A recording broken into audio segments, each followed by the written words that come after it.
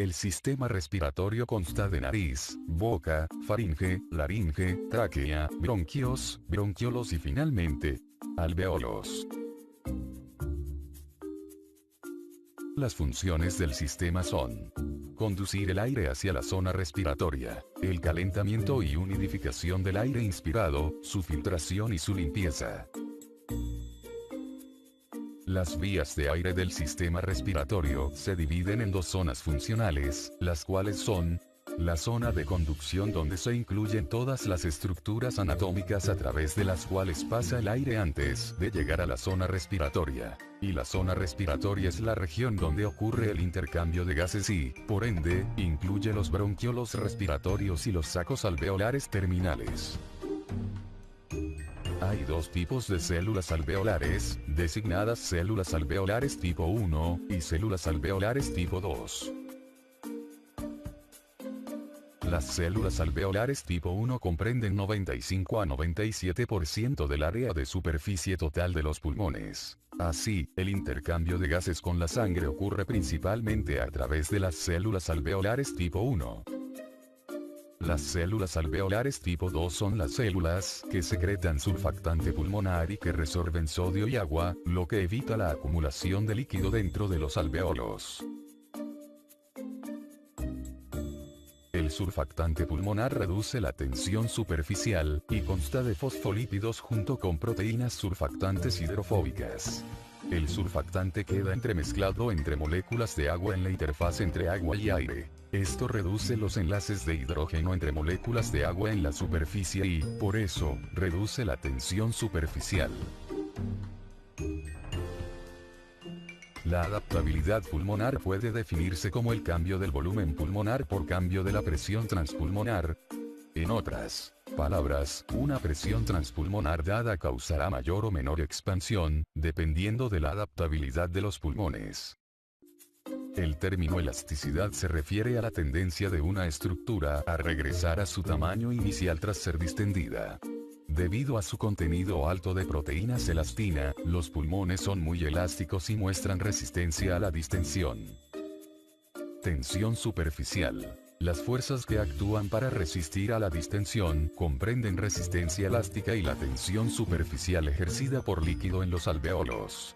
Los pulmones secretan y absorben el líquido en dos procesos antagónicos que en circunstancias normales solo dejan una película de líquido muy delgada sobre la superficie alveolar. La absorción de líquido es impulsada por el transporte activo de sodio, mientras que la secreción de líquido es impulsada por el transporte activo de cloro hacia afuera de las células epiteliales alveolares. La ley de Laplace dice que la presión creada por la tensión de superficie debe ser mayor en el alveolo de menor tamaño que en el de mayor tamaño. Esto implica que sin surfactante, los alveolos de menor tamaño se colapsarían y vaciarían su aire hacia los alveolos de mayor tamaño.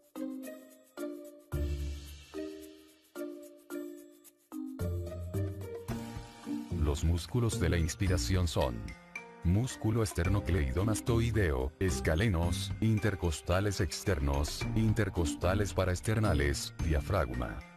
Y los músculos de la expiración son los intercostales internos, el oblicuo externo del abdomen, oblicuo interno del abdomen, transverso del abdomen, y finalmente, el recto del abdomen.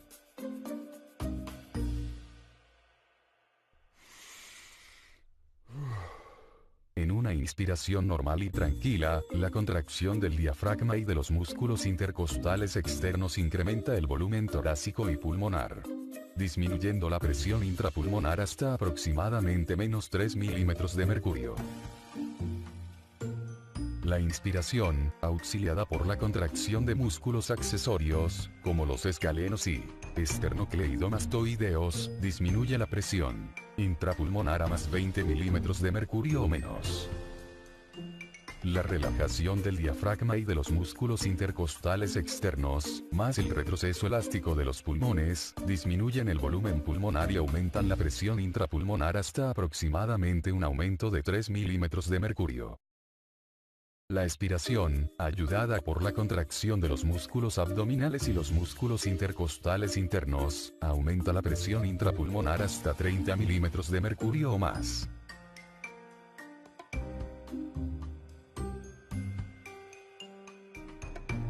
La ventilación es el proceso mecánico que desplaza el aire hacia adentro y hacia afuera de los pulmones.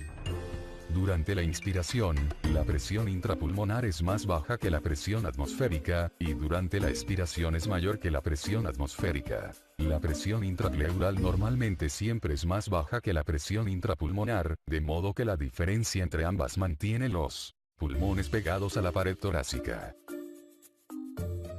Los cambios de la presión intrapulmonar ocurren como resultado de cambios del volumen pulmonar. La ley de Boyle menciona que la presión de una cantidad de gas es inversamente proporcional a su volumen. Un aumento de volumen pulmonar durante la inspiración disminuye la presión intrapulmonar hasta cifras subastoféricas. Por consiguiente, entra aire, una disminución del volumen pulmonar aumentaría la presión intrapulmonar por arriba de la atmósfera y saldría el aire.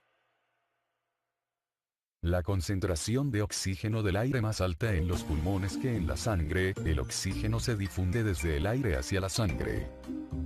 Por el contrario, el dióxido de carbono se mueve desde la sangre hacia el aire dentro de los pulmones por difusión a favor de su gradiente de concentración.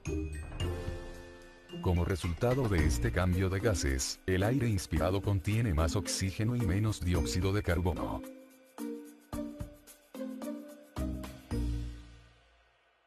El espirograma muestra los volúmenes y capacidades. 1. Capacidad pulmonar es la suma de dos o más volúmenes pulmonares. Por ejemplo, la capacidad vital es la suma del volumen de ventilación pulmonar, el volumen de reserva inspiratoria, y el volumen de reserva expiratoria.